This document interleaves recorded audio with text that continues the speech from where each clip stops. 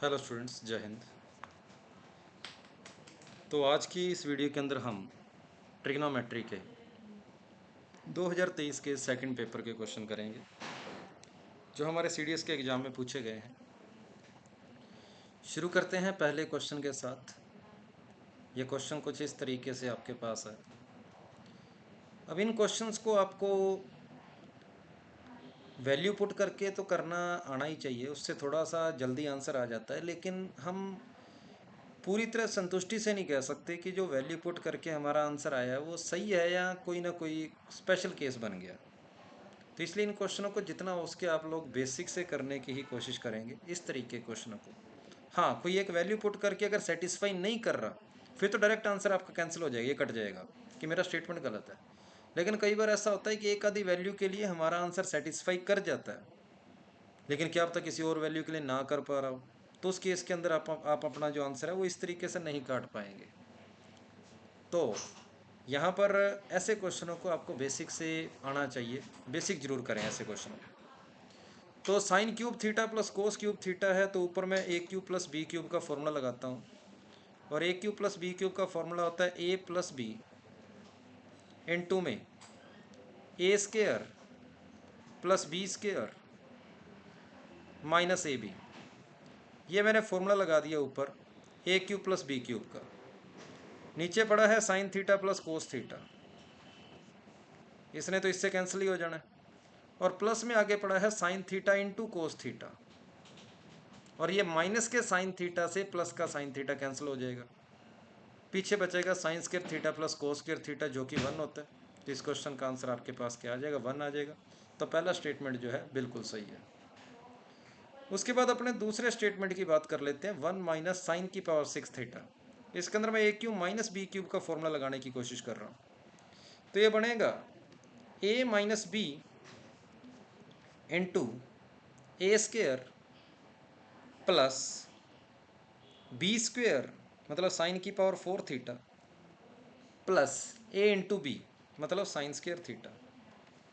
तो 1 minus sign square theta तो हम जानते हैं कोस स्क्वायर थीटा होता है, जो कि बाहर पड़ा ही है। अंदर उसको कोस की पावर 4 चाहिए, मतलब ये जो साइन है ना, साइन को उसको कोस में बदलने की बात कर रहा है। तो साइन की पावर 4 थीटा को मैं साइन स्क्वायर थीटा का होल स्क्वायर लिख लेता हूँ, और साइन स्क्वायर थीटा को मैं 1 माइनस कोस स्क्वायर थीटा लिख के उसका होल स्क्वायर कर लेता हूँ। तो यहाँ से कोस की पावर 4 थीटा बनेगा जब मैं ए माइनस बी का होल स्क्वायर खोलूँगा, तो कोस की पावर 4 थीटा तो आ गया। उसके बाद यहाँ पर एक टर्म आएगी माइनस का 2 साइन स्क्वायर थीटा, और वो माइनस के 2 साइन स्क्वायर थीटा को अगर मैं आगे सोल्व करूँगा, मैं सिर्फ और सिर्फ ब्रैकेट वाले को अब सोल्व कर रहा हूँ, मैं पूरे को सोल्व नहीं कर रहा, सिर्फ ब्रैकेट वाले को सोल्व कर रहा हूँ। तो ये बनेगा 1 प्लस, ये होल स्क्वायर ओपन किया तो 1 माइनस 2 कोस स्क्वायर थीटा प्लस कोस की पावर 4 थीटा, और प्लस में पड़ा है साइन स्क्वायर थीटा, कुछ ऐसा हो गया। ये 2 है, ये भी 2 है, 2 कॉमन ले लिया, पीछे बचा 1 minus cos square theta plus cos की power 4 theta plus sine square theta. ये बन गया साइन स्क्वायर थीटा, और ये 2 है, तो 2 sign square theta plus sine square theta, ये बन गया 3 साइन स्क्वायर थीटा, जो कि यहाँ पर ऑलरेडी पड़ा ही है। और कोस की पावर 4 थीटा है ये हमारे पास, मतलब सेकंड स्टेटमेंट भी यहाँ पर बिल्कुल सही है। अपना सी ऑप्शन इस क्वेश्चन का आंसर आ जाएगा। तो पहला क्वेश्चन है, इस क्वेश्चन को अगर आप आराम से बेसिक से करेंगे तो कोई लंबे चौड़े फॉर्मूले नहीं लगे। ए क्यूब प्लस बी क्यूब का फॉर्मूला लगाया है और a cube minus B cube का फॉर्मूला लगाया है, सी ऑप्शन अपना आंसर आ गया।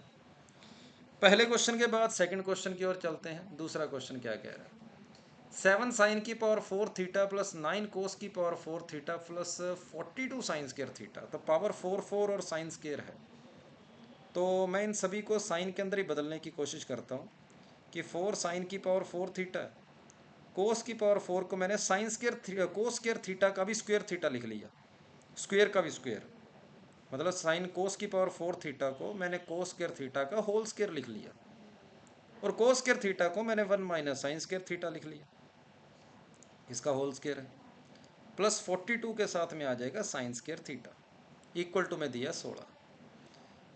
साइन स्क्वायर थीटा को थोड़ी देर के लिए मैं टी मान लेता हूँ कि सर साइन स्क्वायर थीटा जो है उसको थोड़ी देर के लिए टी मान लेता हूँ, नहीं तो एक्स मान लेना, कोई दिक्कत नहीं है। तो 7 टी स्क्वायर प्लस 9 इंटू में 1 माइनस टी का whole square plus 42 t equal to में आ गया 16।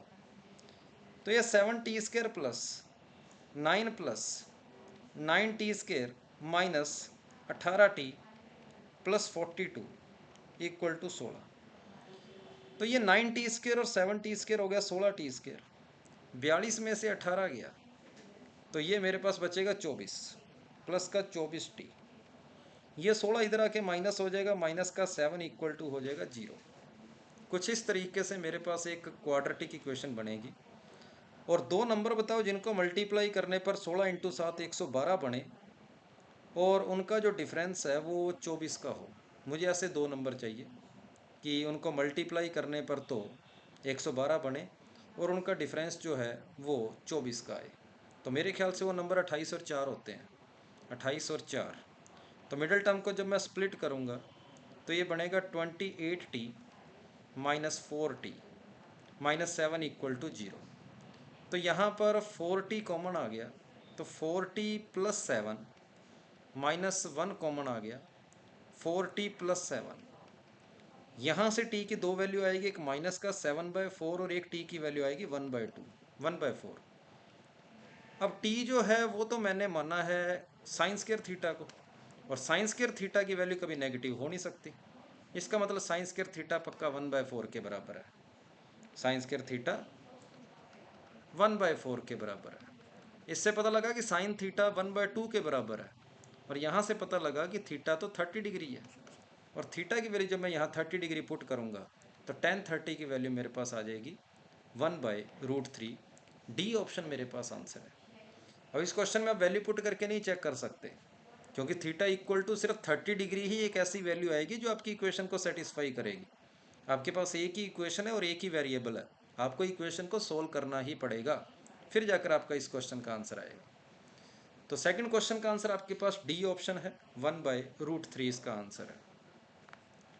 ये तीसरा क्वेश्चन बिल्कुल आसान है। tan a क्या, उसका रेसिप्रोकल पड़ा है कोट ए और इक्वल टू 2 बन रहा है। किसी भी ट्रिग्नोमेट्रिक फंक्शन के आगे उसी का रेसिप्रोकल पड़ा हो प्लस में, और अगर वो 2 बना रहे हैं इसका मतलब दोनों को 1 1 होना पड़ेगा।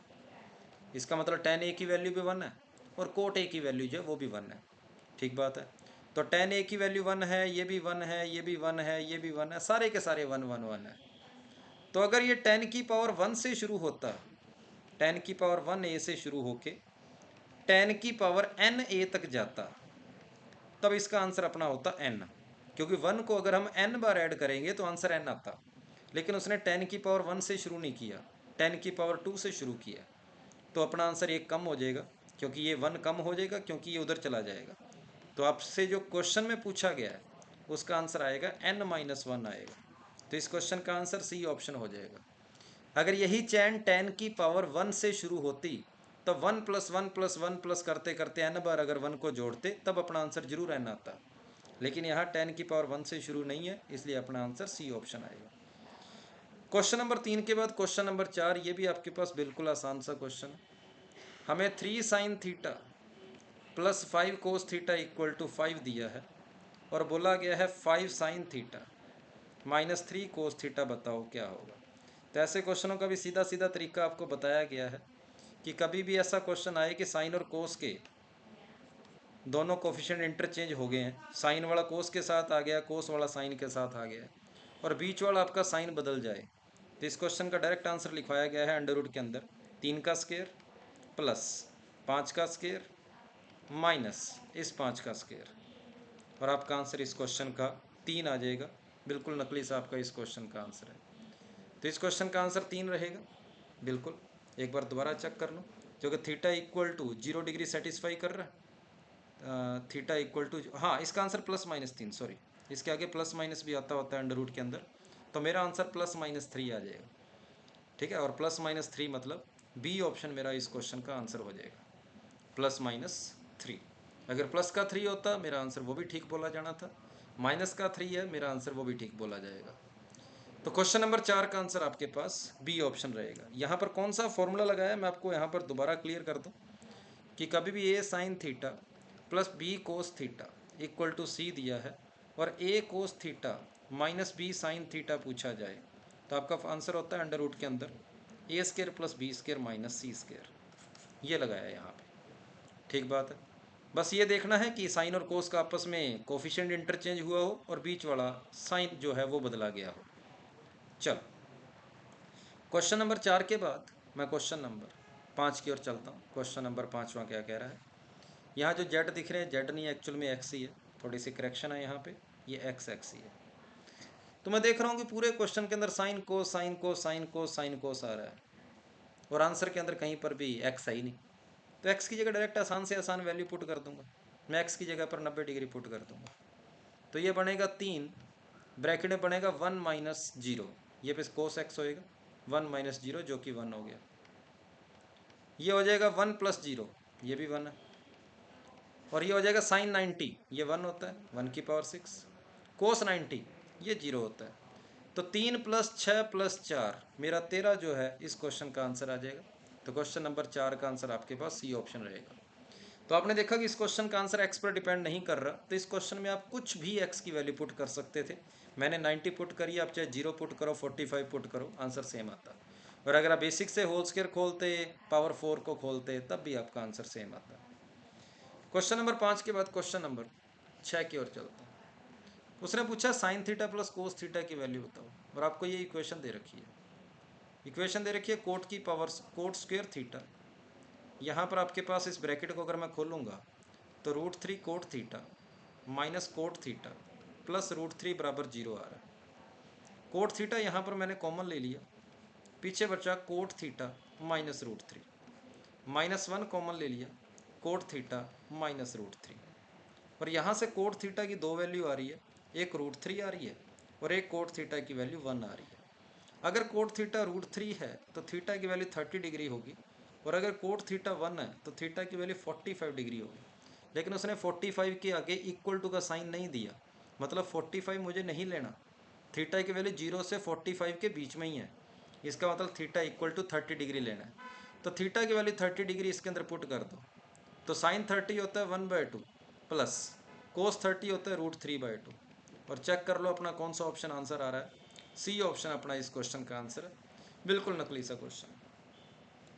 क्वेश्चन नंबर 6 के बाद मैं क्वेश्चन नंबर 7 की ओर बढ़ता हूँ। 7वां क्वेश्चन क्या है, हमें दिया है tan 2 theta into tan 4 theta equal to 1 दिया है, ये 1 दूसरी साइड चला गया।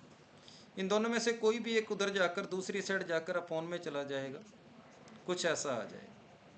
और 1/tan आप सब लोग जानती हैं कि कोट थीटा होता है, तो मैंने 1/tan थीटा को कोट थीटा लिख दिया। अब tan और कोट बराबर कब होते हैं, tan और कोट बराबर तभी होते हैं जब अंदर वाले एंगल का जो सम है वो 90 डिग्री बने, मतलब 2 थीटा प्लस 4 थीटा बराबर 90 डिग्री। तो 6 थीटा बराबर हो जाएगा 90 डिग्री, तो थीटा बराबर हो जाएगा पाई में 12, 15 डिग्री आपके पास इस क्वेश्चन का आंसर है, जो कि ए ऑप्शन में दे रखा है। बार बार एसएससी के अंदर, सीडीएस के अंदर ये क्वेश्चन बार बार चलता है, बिल्कुल नकली सा क्वेश्चन है, सेम टाइप का क्वेश्चन ही बार बार पूछा जाता है। क्वेश्चन नंबर 7 के बाद मैं क्वेश्चन नंबर 8 की ओर चलता हूँ। क्वेश्चन नंबर 8, tan x दे रखा है और √2 sin x पूछा है। ये √2 sin x के मल्टीप्लाई में है, आपसे √2 इंटू साइन एक्स की वैल्यू पूछी गई है। तो tan थीटा जो होता है, tan x जो होता है, ये पूरा का पूरा परपेंडिकुलर का काम करेगा, और अपॉन वाला जो है वो पूरा का पूरा आपके बेस का काम करेगा। तो पाइथागोरस से पहले हाइपोटेनस निकालो। हाइपोटेनस होता है अंडर रूट के अंदर परपेंडिकुलर का स्केयर। परपेंडिकुलर का स्केयर मतलब sign theta plus cos theta का होल स्केयर, प्लस बेस का स्केयर। बेस का स्केयर मतलब sign theta minus cos theta का होल स्केयर। और यहाँ से जो हाइपोटेनस की वैल्यू आ रही है, sine square plus cos square 1 हो जाएगा, यहाँ भी sine square plus cos square 1 हो जाएगा। यहाँ पर जो 2 साइन थीटा कोस थीटा आएगा वो इस 2 साइन थीटा कोस थीटा से कैंसिल हो जाएगा, और आपके पास हाइपोटेनस की वैल्यू √2 आ जाएगी। अब ये √2 तो पड़ा ही है, साइन होता है परपेंडिकुलर अपॉन हाइपोटेनस, मतलब sign theta plus cos theta upon में √2, √2 से √2 कट गया, और ए ऑप्शन आपके पास इस क्वेश्चन का आंसर है। तो ये भी सीधा सीधा पाइथागोरस पर पूछा गया हुआ, पाइथागोरस थ्योरम पर आपका डायरेक्ट क्वेश्चन था। यहाँ पर आप थीटा की वैल्यू -π/2 से 2 कर लें, थोड़ी सी करेक्शन है। जो भी बुक्स के अंदर आपको छोटी मोटी करेक्शन दिख रही है वो मैं ठीक करवा दूंगा, ठीक है। क्वेश्चन नंबर 8 के बाद क्वेश्चन नंबर 9 की ओर चलते हैं। How many value of theta will satisfying the equation this. पहले तो इस क्वाड्रेटिक इक्वेशन को फैक्टराइजेशन कर दो। इसका मिडिल टर्म को स्प्लिट करके जब फैक्टर करोगे ना तो sine theta -3 into sine theta -1 आएगा। जिस तरीके से क्वाड्रेटिक इक्वेशन के फैक्टर करते हैं मैंने वैसे ही फैक्टर किया है। यहाँ पर इसके बारे में कुछ बात कर लेते हैं। ये क्या कह रहा है, 4 minus cos square theta plus 4 sign square theta. कोस स्क्वायर थीटा को मैं 1 माइनस साइन स्क्वायर थीटा लिख लेता हूँ, 1 minus sign square theta plus में पड़ा है 4 साइन थीटा। तो ये माइनस माइनस प्लस हो गया तो प्लस का आ जाएगा साइन स्क्वायर थीटा और प्लस का 4 साइन थीटा है और 4 में से एक गया, यहाँ पर 3 आ जाएगा। और इसके जब आप फैक्टर करोगे तो ये फैक्टर आएंगे sine theta +3 into sine theta +1। तो मैंने इसकी जगह पर इसके फैक्टर पुट कर दिए, साइन थीटा +3 और साइन थीटा +1 इक्वल टू में 0 है। अब साइन थीटा की वैल्यू आप जानते हैं कि साइन थीटा की वैल्यू -1 से लेकर 1 के बीच होती है। तो यहाँ से साइन थीटा की वैल्यू 3 आएगी जो कभी हो नहीं सकती। यहाँ साइन थीटा की वैल्यू -3 आएगी जो कभी हो नहीं सकती। मतलब साइन थीटा की वैल्यू या तो ये पॉसिबल है या फिर ये पॉसिबल है। यहाँ से साइन थीटा की वैल्यू आ रही है -1 जो कि होती है 270 डिग्री पे, लेकिन 270 डिग्री तो मेरा 0 से लेकर 90 के बीच में है ही नहीं, इसलिए मैं इसको भी नहीं लूँगा। यहाँ से साइन थीटा की वैल्यू आ गई 1 जो कि होती है 90 डिग्री पे, और थीटा इक्वल टू 90 डिग्री भी मेरा यहाँ पर इसके अंदर नहीं है क्योंकि ना ही 0 के ऊपर इक्वल टू का साइन लगा है ना ही 90 के ऊपर। इसका मतलब मैं ये भी नहीं लूँगा। इसका मतलब थीटा की कोई भी वैल्यू जो है वो इस इक्वेशन को सेटिस्फाई नहीं करेगी। ए ऑप्शन मेरा इस क्वेश्चन का आंसर रहेगा। हाँ, अगर π/2 के साथ यहाँ पर इक्वल टू का साइन दिया होता तब मेरा आंसर इस क्वेश्चन का जरूर ओनली 1 आ जाता, अगर π/2 के साथ इक्वल टू का साइन दिया होता। क्वेश्चन नंबर 9 के बाद क्वेश्चन नंबर 10 की ओर चलते हैं, जो कि हमारा सेकंड लास्ट क्वेश्चन है, 10th क्वेश्चन। उसने बोला है x sine theta minus y cos theta equal to 0। ये पहली इक्वेशन है। x sine cube theta plus y cos cube theta equal to sine theta into cos theta, ये मेरी दूसरी इक्वेशन है। इक्वेशन x और y और थीटा के अंदर दो इक्वेशन है लेकिन वेरिएबल 3 है। इक्वेशन 2 है, वेरिएबल 3 है, तो मैं किसी भी एक वेरिएबल को अपनी मर्जी से मान सकता हूँ, किसी भी एक वेरिएबल। और उस वेरिएबल को मैंने थीटा को कुछ भी मान लिया कि सर थीटा मेरा 45 डिग्री है। अगर थीटा को मैं 45 डिग्री रखता हूँ तो कुछ ऐसा मिला थीटा को 45 डिग्री रखने पर, और √2 उधर जाके 0 में चला गया तो पता लगा कि x और y तो बराबर है। ये मेरे पास पहली इक्वेशन आ गई। पहली इक्वेशन से पता लगा कि x और y तो इक्वल है।